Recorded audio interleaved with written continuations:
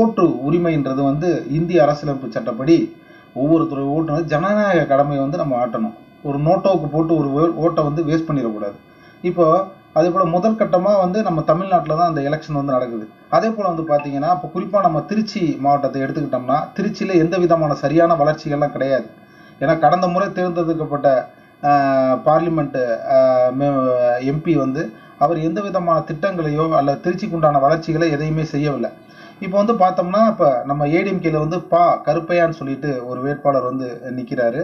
நல்லா ஒரு துடிப்புமிக்க இளைஞர், ஒரு 39 வயசு உள்ளவர், நல்லா துடிப்பாக இருக்காரு. அந்த மாதிரி ஒருத்தருக்கு வந்து ஒரு வாய்ப்பை வந்து நம்ம வந்து ஏற்படுத்தி கொடுத்தோம்னா அவர் வந்து நம்ம திருச்சிக்கு தேவையான திட்டங்களை கொண்டு வரதுக்கு உண்டான வாய்ப்புகள் வந்து நிறையா இருக்குது. எனவே வந்து பார்த்தீங்கன்னா ஓட்டு நம்ம வந்து ஓட்டளிப்பது என்பது ஒரு உரிமை, ஒரு ஜனநாயக உரிமையை வந்து நம்ம ஆற்றுறதுல இருந்து யாரும் தவறக்கூடாது. ஒரு ஓட்டை வந்து விலை மதிக்க முடியாத ஓட்டை வந்து நம்ம விட்டுறக்கூடாது. அதே